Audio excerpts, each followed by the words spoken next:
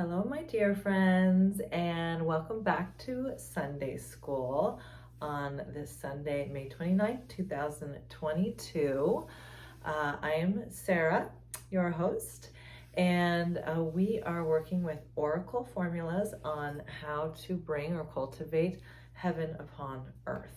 And the oracle is not me. The oracle is the channel which is opened by symbolic communication with the archetypal world, which is what tarot can be used for. So I'm going to continue in the tradition of, which I started last week, of doing divination style, where we get a more customizable version of how each of you can cultivate your own heaven upon earth. First of all, we'll talk about the cosmos a little bit and what's going on this Sunday, May 29th. So Venus, the planet of love, luxury, sensuality, the magnetic, has been in Aries and moved into Taurus yesterday, the 28th, and that's a very nice placement for her as she rules over Taurus. So I think she's a little more stable in Taurus. I found that Venus could be, in this particular round with Mercury retrograde, that Venus in Aries, Aries is passionate, fire, assertiveness, warrior. And so Venus can get a little uncomfortable, a little sassy, a little pushy, a little aggressive, when she really is at her best, when she is really bringing people to her through her magnetism, rather than pushing her fire and herself or energy out into the world. And then we've got new moon coming up on Monday in Gemini, which is, Gemini is social, is light, changeable, cerebral, ideas, a lot of like shaking off the energy of that Scorpio full moon 2 weeks ago. So that should be helpful, especially with Friday, June 3rd, Mercury finally goes direct.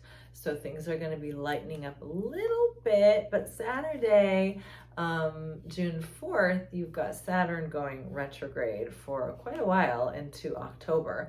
But Saturn moves very slow and I think affects things in an intense way, but it's almost easier to deal with because it's like slow, steady, grounded earth energy, where Mercury retrograde is just screwing up everything we do, from our communication, from the words that come out of our mouth and our brains, and getting them tangled between thought and vocal expression, to our computers, to our technology, to our travel arrangements, etc. So daily life is affected. Whereas with Saturn, it's much more about the big picture. And are you setting limits for yourself, which are helping you to obtain your goals, or are you setting limits for yourself, which are turning you to stone? Okay, so it's really about harnessing in your ability to align your limitations, your discipline, your own structures and rules with your heart path. Okay, so anyway, that's a little short astrological update, which I'm gonna start doing now, and then go straight to the divination section of your weekly reading. How can you bring heaven to earth? So once again, we're gonna pick 1, 2, or 3. So you guys pick number 1, 2, or 3 now. And that's going to be your card for the week of what you can work on, or what your gift is, what is helping you this week in cultivating your own heaven upon the earthly plane. Okay, so let's start with card number 1. All right, I'm using the Saint Germain deck, by the way. Oh my God, Egyptian beauty. Look at this. It's upside down. Everything's upside down. I'm showing you guys. Anyway, here's the back. Here's the back. Yeah. So, okay. So, let's start again. So, number 1. Here we go. Okay. Number 1, the Master of the Arcanes. This is number 5, which is the Hierophant in this deck called the Master of the Arcanes. So, I mean, we're really just going to call it Hierophant for simplicity. So essentially, the Hierophant is Taurus, and I feel like this could be connected with that Venus moving into Taurus for some of you who are getting this number 1 card. So the Hierophant is essentially the voice of the sun. So the sun is the solar logos, and that is the intelligence of the will. Okay, everybody has a will. Everybody has an inner sun. And that inner sun is known as the solar plexus in our chakras. And that is your will and how you assert yourself in the world. Now, when we are in alignment with our own inner sun, that connects to solar consciousness, Christ consciousness, and our highest divine path upon the earth. And so a lot of people, when they think of will, it is being activated as an ego will. But the thing about the Hierophant is the true Hierophant understands that he is a servant of this higher will. And so as a servant of the solar consciousness, he understands that solar consciousness is a unified energy which speaks through everyone in different expressions at each given moment. So when you embrace your own inner Hierophant, you really have to tap into the relationship of whatever you're communicating with in that moment, because the Hierophant is basically ruling over a church, a building, an architecture for protection of the people that come into that church, that building. They come there for guidance.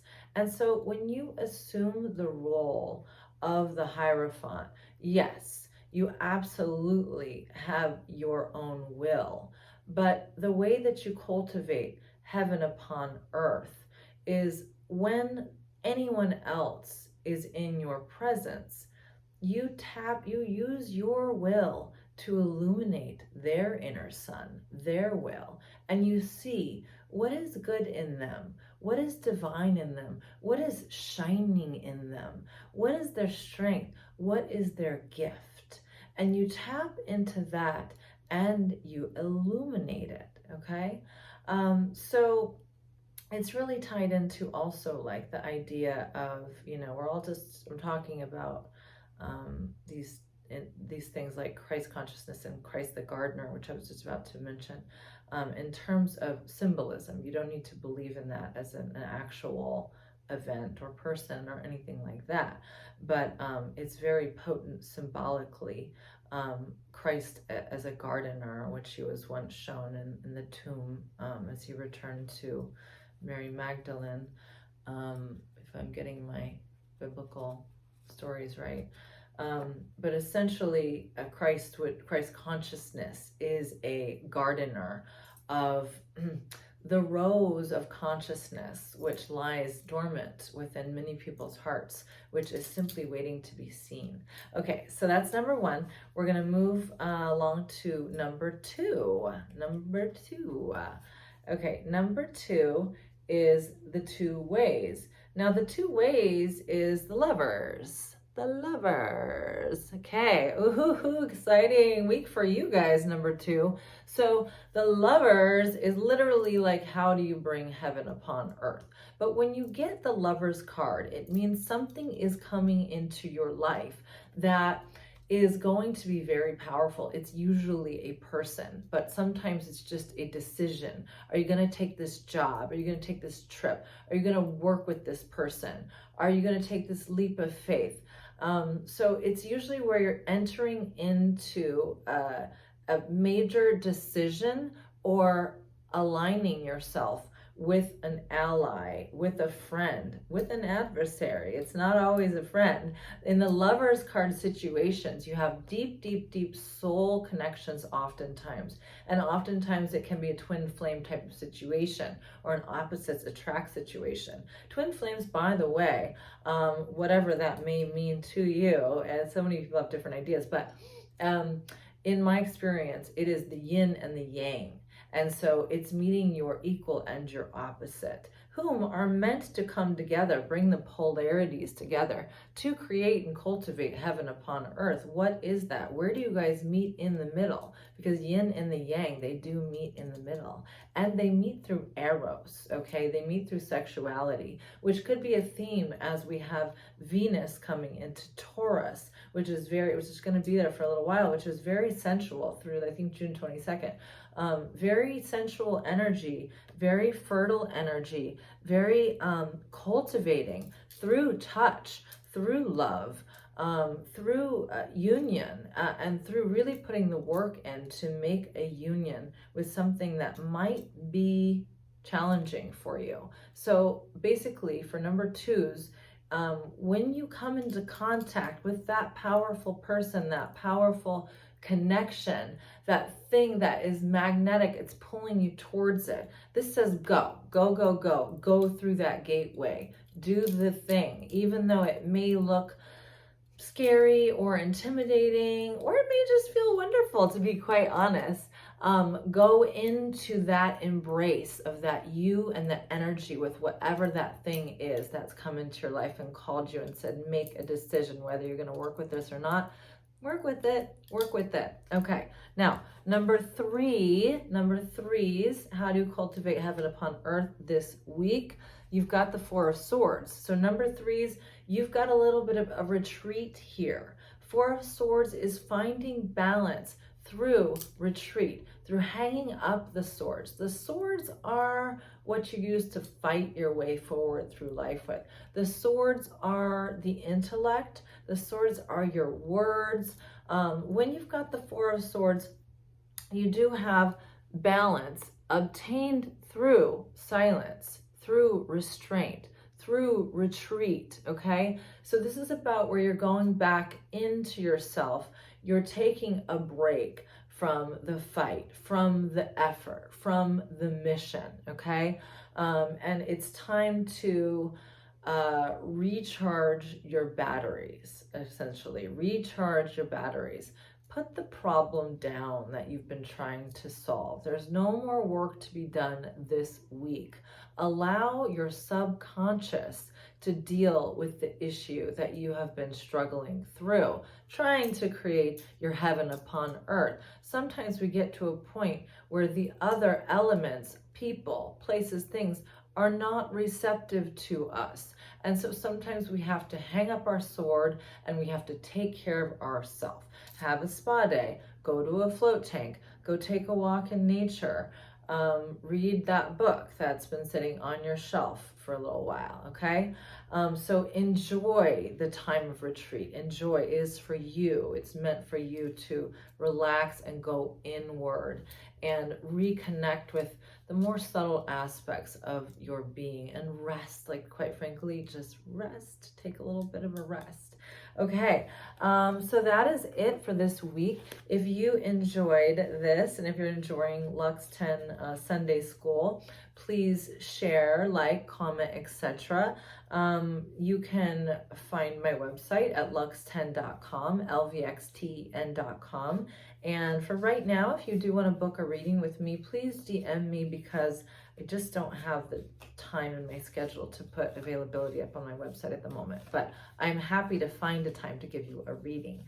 And I love hearing about how last week a lot of you peeped in and told me like what you guys picked and how it affected you and how it was funny or how it was annoying. And I love to hear those stories. So if you guys feel like sharing, please do so. I love you guys, and I will see you next week.